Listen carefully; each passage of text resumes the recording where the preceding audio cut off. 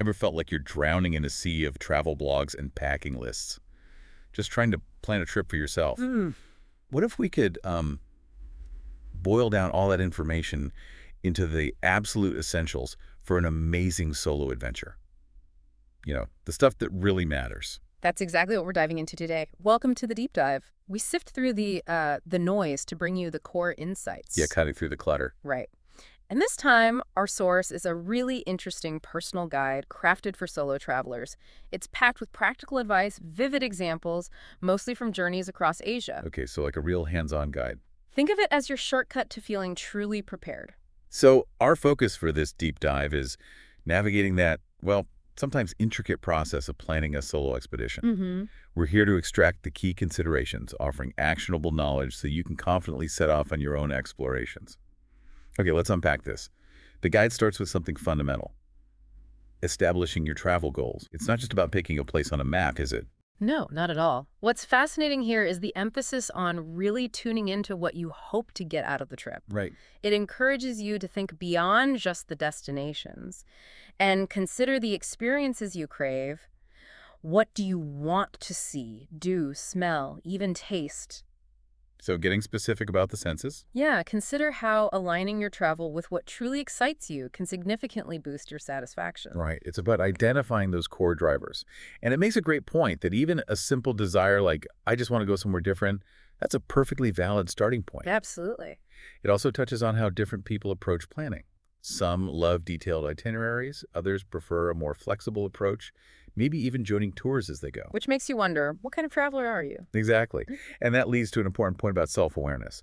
The guide highlights that the more honest you are with yourself about your travel style, what you genuinely want. The more rewarding your trip will likely be. There's no single right way to travel solo, but understanding your own desires is, well, paramount. Okay, so you're starting to think about what you want.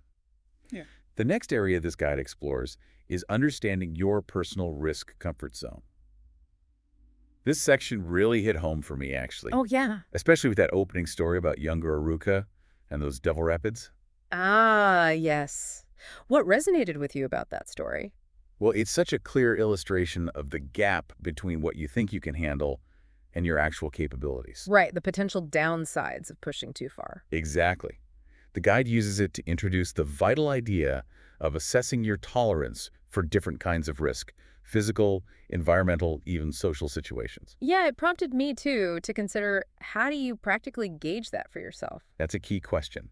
The guide then offers a pretty comprehensive overview of potential risks a solo traveler might encounter, Mm-hmm. Things like pickpocketing, sure, but also more complex stuff. like unfamiliar living conditions, health concerns, transport hiccups, communication challenges.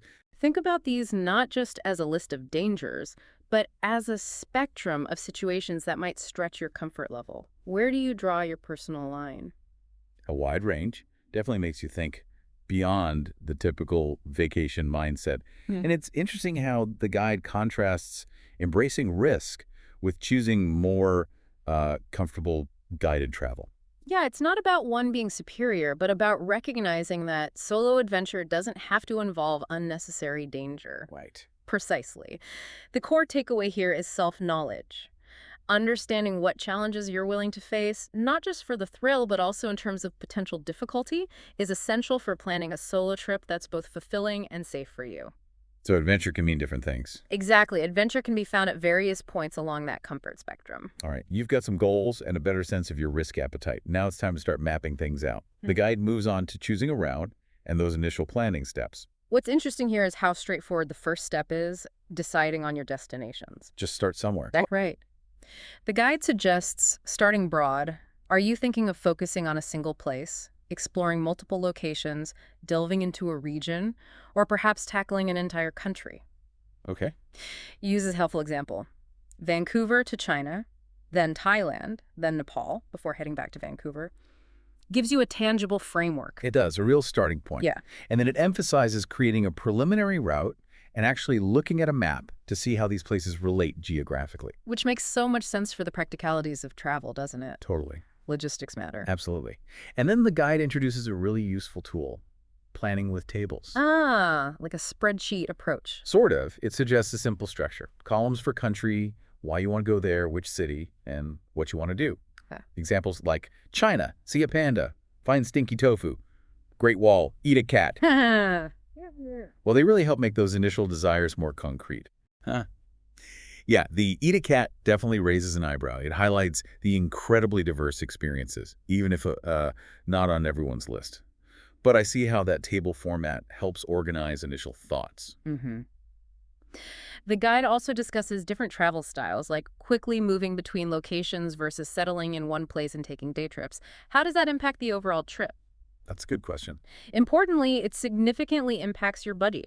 Shorter stays in multiple locations often mean higher accommodation and transport costs. Right, more turnover. Conversely, longer stays in a single base can unlock more budget-friendly options, especially if you have the opportunity to self-cater or find longer-term deals. That's a really practical financial consideration. The guide also briefly mentions working vacations as a potential budget strategy. But with a very strong caution about getting the correct work visas. Oh, definitely something to handle properly. Oh, Avoid serious complications. absolutely crucial. The key takeaway here is that sketching out a basic route is just the beginning. Your chosen travel style affects your budget, the rhythm of your trip. Important early decisions. Okay, you've got a route roughed out. Now comes what the guide calls the key to your travel plans, research. This is where many people, myself included sometimes, can feel overwhelmed. Yeah, it can be a lot, but the guide offers some really sensible advice on how to approach it. What stood out to you? I really appreciated the emphasis on not feeling pressured to figure everything out immediately. The idea of dedicating, say, just an hour a day over a longer period, like a year before your trip. Makes research feel much less daunting, right? Yeah. It avoids that last-minute cramming pressure. Totally. That gradual, consistent approach is so effective in preventing information overload. The guide also makes a great point about using both online resources and traditional travel books. It's a good balance. The internet offers tons of up-to-date info, but books can give you that curated, in-depth perspective on a place. Definitely. And then the guide gets into the specifics of effective internet searching, which is kind of a skill in itself. It is. It talks about using targeted keywords, even slightly imperfect phrasing sometimes. Gives useful examples like searching worst restaurant in Montreal or using airport codes like YVR to HKG for flights. Gets you thinking more creatively about searching. What's particularly insightful here is the warning about the variable quality of online content. The guide wisely advises using your own judgment, your common sense, to spot vague or overly promotional stuff. Yeah, those sites that are just full of ads. Exactly. The best massage in Bangkok example perfectly illustrates how to be discerning with search results. That's so true.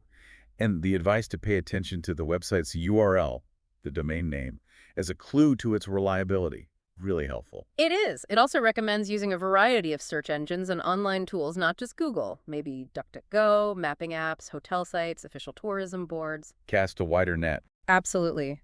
Diversifying your sources is smart. And the guide makes a crucial recommendation. Collect key info and links in a central travel planning document. Oh yeah, staying organized is key. Otherwise, it's just chaos. Invaluable for keeping track and referencing later.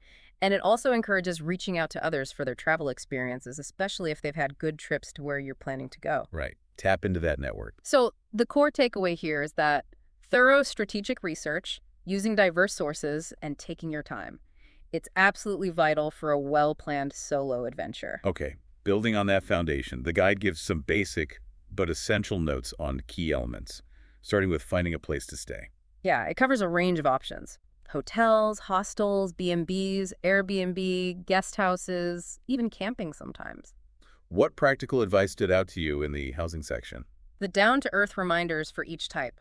For hotels, check the room first. Watch for hidden costs. For hostels, prices vary wildly, especially in Asia. Check the room again. So got to check the room. Right. And for B&Bs, confirm if breakfast is actually included. Seems obvious, but... Yeah, you don't want that surprise. The caution about Airbnb and the PRC, the People's Republic of China, due to police registration, that's something that might not occur to everyone. Definitely a crucial local detail. And the observation about guest houses being less common in big Chinese cities, but maybe found in smaller towns, useful cultural nuance. And the general advice to always compare non-hotel options with local hotels. Just good sense for value. Yeah, and that anecdote about Arooka finding surprisingly fancy digs for just a bit more money in Asia, Mm. it highlights exploring different options, asking questions. That's a great reminder to be open.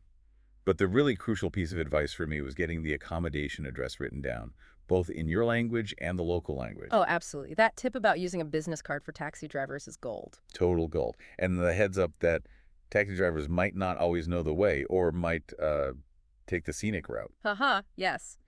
The suggestion to ask hotel staff for fare estimates is incredibly practical. Essential for navigating unfamiliar places smoothly.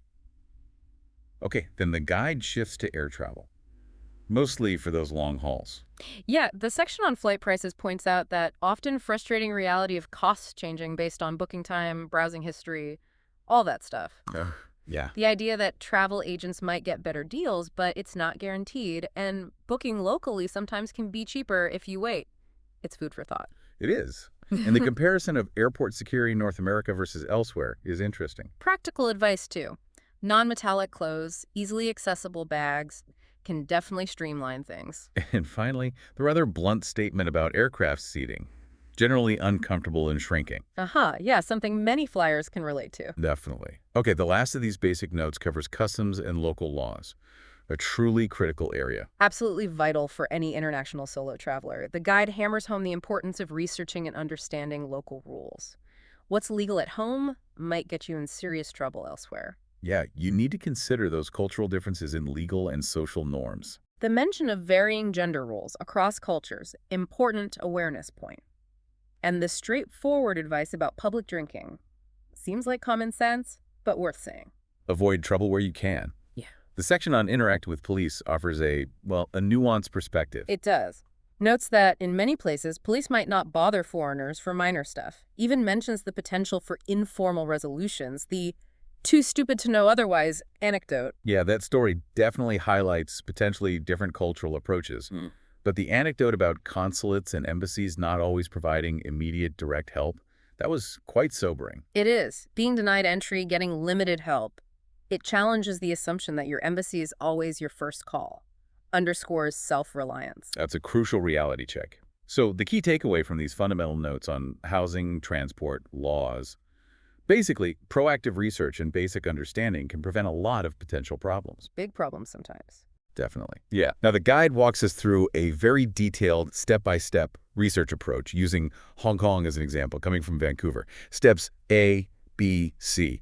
It really illustrates the thoroughness the author suggests. Yeah, step A is about establishing the essential framework. When are you going? How long? How do you get there? Where are you staying? Airport transport, initial activity ideas, local transport, next destination. Just the basics, the skeleton. Right, setting the initial parameters. Then step B builds on that, adds more specific details to the itinerary. Like day-by-day activities, guided tours, walking rests. Exactly. Exploring different neighborhoods, visiting temples, maybe that day trip to Macau. It starts fleshing out the what of your trip. Okay. And step C, that takes it even further. Very granular specifics. For arrival day, flight time, full hotel address and contact info, precise transport options from the airport services, costs, frequency. Wow, super detailed. Yeah, lists of specific sites, maybe with addresses or links, ticket prices, practical ferry info for Macau. This is where the plan really comes alive with concrete details. It gets incredibly specific. It mentions sites like the Simshat Sui's Promenade, the Peninsula Hotel, Langham Palace, Sky 100, gives details about the Star Ferry, Central, and Sheungwan districts. Macau ferry info like turbojet, Kodai waterjet. The Goddess of Mercy Temple address, Macau Tower info climb cost, afternoon tea, ruins of St. Paul's, Haksa Beach, even the Hong Kong Cultural Center address and hours. It's a truly comprehensive level of detail for just that first leg. It really illustrates the level you can go to if you like a highly structured plan. The guide then briefly mentions steps D and E, Which are basically repeating this for all destinations and compiling it into one master itinerary, having all that info accessible. It definitely underscores the idea that, yeah, it might seem like a lot of upfront work, but that detailed plan can make a complex trip feel way more manageable once you're actually there. Absolutely. Reduces the on-the-ground stress. Following this, the guide transitions to the practicalities of budget, again using that Hong Kong leg as a clear example. Right.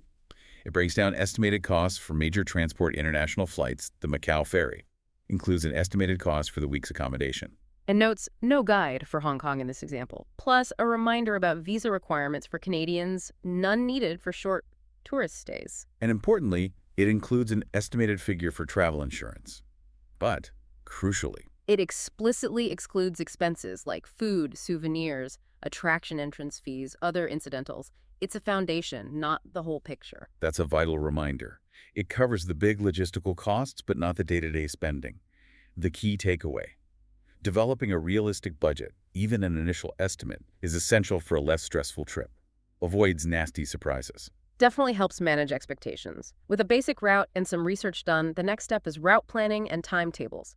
The guide emphasizes creating a schedule once your outline is in place. Right, it helps visualize the chronological flow, manage time-sensitive stuff like trains and flights.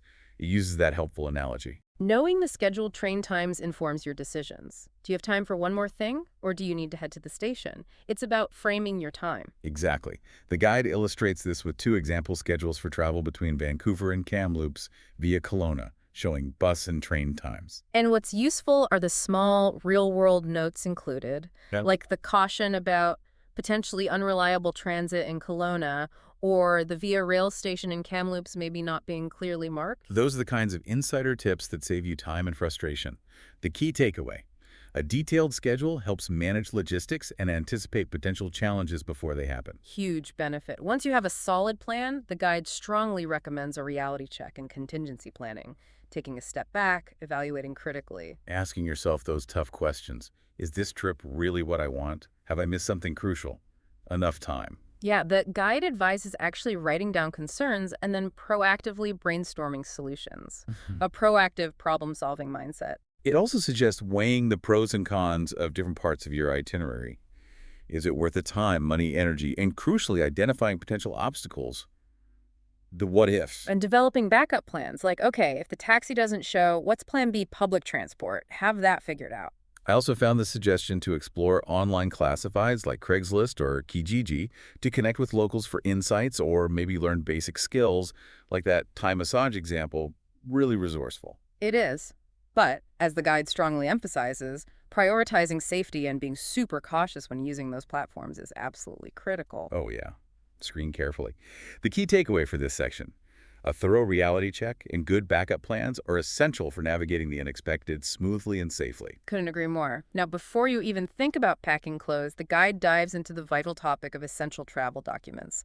Less glamorous, maybe, but hugely important. Definitely. It provides a comprehensive checklist. Starts with recommending a medical checkup and compiling a thorough personal health record. Everything from blood type, immunizations, allergies, current meds, eyeglass prescription, emergency contacts. Having this handy can be crucial. The list continues. Your detailed trip plan, necessary visas, mentions China specifically, confirmed air tickets, thinking about bags, passport bag, personal bag, main suitcase. And wisely advises making copies and taking photos of important IDs as backup. Yep. Within your personal bag, keep relevant daily info accessible.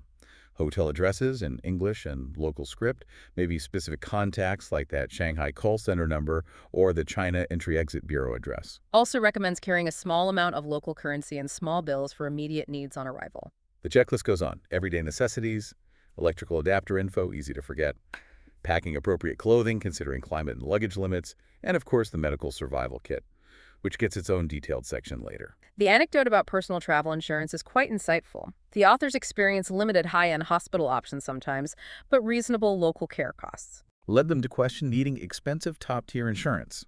It's a reminder to weigh pros and cons based on your health and risk tolerance, not just automatically buy the priciest plan. Definitely food for thought. The key takeaway here is crystal clear. Meticulous document prep and thoughtful health considerations are paramount. Absolutely essential. Speaking of preparation, the next section offers smart advice on choosing travel gear. First recommendation, pack light. Seriously light. Love that. Carry that bag for a day test. Such a practical way to figure out what's truly essential. Isn't it? The guide emphasizes packing for your destination, time of year, safety, comfort, and that brief story contrasting a cheap, unreliable tent with good gear. Memorable lesson. Invest in quality for essential items. Worth it in the long run. The guide then breaks down packing for different scenarios: city travel, essentials available; country travel, more self-sufficient; and considerations for different trip lengths, versatile clothes, good shoes, electronics, snacks. Tailor your packing. I found the seasonal clothing advice useful. Specific tips for winter layering, polypropylene, wool socks, summer reminders, hydration, breathable fabrics. Yeah, and the mention of maybe increased risk of minor skin infections in spring, good practical detail. The key takeaway: thoughtful gear selection balances necessity, comfort, and practicality. Packing light really does enhance the experience. Massively. Now we arrive at a truly critical section, prioritizing health and medical needs.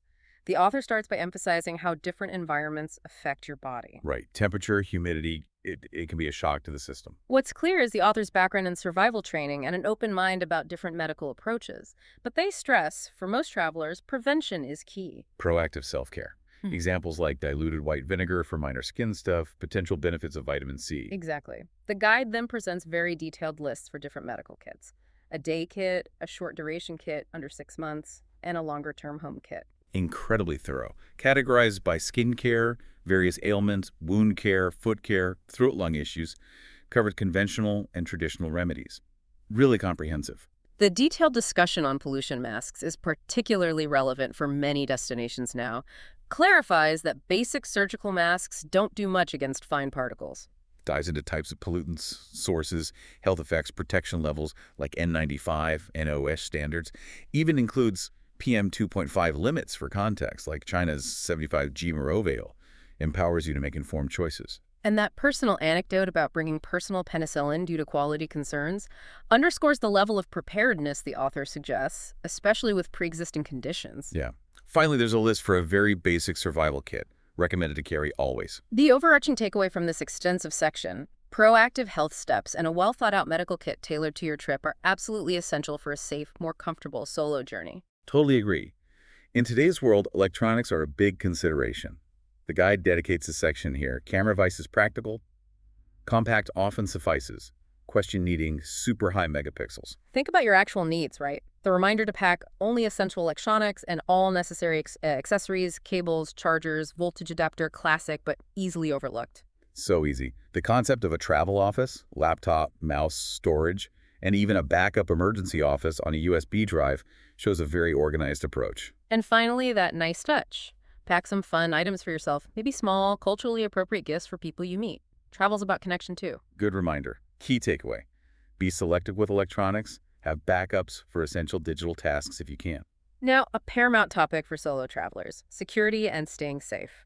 The guide emphasizes your own behavior is the most fundamental aspect. Absolutely. It starts with etiquette, referencing ancient wisdom like the maxims of Tehotep. Yeah. Honesty, self-control, kindness. Stresses remembering you're a guest. Your actions reflect on your home. Yeah, encouraging a positive, respectful demeanor. The observation that many things are the same, even somewhere like China, helps foster connection, reduce anxiety. When it comes to protecting yourself from crime, the guide heavily emphasizes common sense. Big quotes around that one. Avoid illegal stuff. Be wary of exploitative situations. Don't put yourself in vulnerable spots. Maintain awareness. Project confidence. Understand wealth disparities, be cautious lending valuables, exercise discretion with strangers, be thoughtful giving to beggars. That fake monk anecdote comes up again. That story is such a clear reminder. Appearances can be deceiving. Healthy skepticism is wise. Key takeaway: heightened awareness and consistently using common sense are your best first lines of defense. Makes sense. Solo travel can add up, so the guide gives practical strategies for saving money. Careful research and grabbing deals are key. Starts with flights. Comparing budget versus full service trade-offs. Advice against always routing through third countries just for cost due to complexity. Good tip. And booking direct via the airline site, but being aware of their dynamic pricing tactics. Valuable. That Vancouver-Hong Kong search example really shows it. Yeah. Suggests experimenting with booking odd hours, checking international sites, debunks myths like booking far ahead always being best or round trips always being cheaper. And cautions that package deals often cost more than booking separately, encourages a strategic approach. Using frequent flyer points often gives most value domestically, like that Ottawa-Winnipeg example. But the lounge closure anecdote, reminder that rewards programs have limitations. Read the fine print. Always. Hmm. The extreme couponing in Asia section notes it's less common, but watch for in-store specials, near-expiry deals, those Quaker oatmeal drinks. Small savings add up. Right, advice on standby flights. Stay calm, dress presentably, approach agent politely, listen carefully. And managing specialty food needs. Hmm. Self-preparation is best if possible. Clear communication is vital, especially about hidden ingredients like animal products and sauces. Those tea and sandwich anecdotes highlight it. Definitely. Key takeaway. Diligent research and strategic choices save money, but stay flexible and prepared for the unexpected. Maintaining high cleanliness and hygiene is super important solo, and the guide has a section on this. Emphasizes exceptional sanitary practices, especially where disinfectant use might be less common. Proactive health management. Good practical reminder on hand sanitizer use. Thorough coverage, evaporates fast, and the detailed explanation of squat toilets. Common in many places. Practical tips, cultural context about water versus paper, crucial reminder. Carry your own TP, don't flush it in many systems. Avoid plumbing issues, key takeaway. Prioritize hygiene to prevent illness. Absolutely. As departure nears, the guide strongly recommends a final reality check, actually packing all your bags and putting them to a real-world test. Yeah, that walk for hours, climb stairs, navigate bumpy roads with packed bags. Brilliant. Identify issues before you leave home. Think through problems, find solutions while you still can. Key takeaway. This final physical test reveals overlooked issues, saves discomfort later. Smart. Once you're actually traveling, the guide emphasizes ongoing risk reduction through continuous awareness. Know your equipment. Understand potential risks in your environment. Avoid exploring unsafe areas alone. Always inform someone of your plans and accepted duration. Establish check-ins. Crucial safety net. Highlights mobile phone limitations in tunnels' remote areas, cautions about tunnel ventilation, ground overhead hazards, step sizes, stresses hydration, risks of overheating over cooling. Basic survival first aid knowledge helps. Key takeaway. Constant awareness and preparedness are your allies while traveling solo. Building on safety, the guide stresses communicating your trip plan to someone trusted and having an emergency plan. Reiterates providing a detailed itinerary. Sticking to check-in schedules. Have a clear protocol if you miss contact hotel info, embassy details. Acknowledge they have limited direct help but can be vital in emergencies like locating you in a hospital. That poignant anecdote about the friend needing emergency surgery, needing a contact for financial support, really underscores the point. Key takeaway. Communication back home can be absolutely vital in emergencies. No question. When it comes to booking stuff while traveling, the guide offers general strategies. Notes, advanced booking timing depends on destination, cost, schedule. Finding local guides usually involves online search or asking at your lodging. Deciding how long to stay. Trust your instincts. Be open to changing plans. And if you change destination mid-trip, remember to research transport and housing there. Key takeaway. Embrace flexibility in booking, trust your judgment on the road. To illustrate how plans evolve, the guide gives a revised China itinerary example. Outlines a multi-city journey. Shanghai, Yiwu, Hangzhou, Nanjing, Beijing, Chengdu, Xiamen, Shenzhen. Dates, brief notes for each. Highlights key experiences. Yiwu Trade City, Westlake, Nanjing Massacre Memorial Hall, Forbidden City Great Wall, Pandas in Chengdu, Golangju Island. A diverse snapshot. Includes specific transport details. High-speed train numbers, times, costs, flight info, bus routes.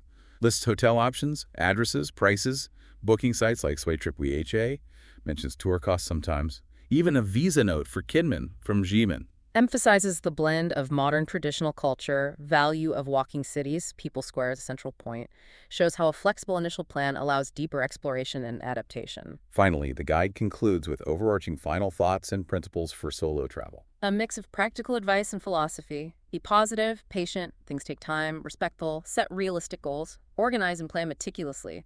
DIY saves money.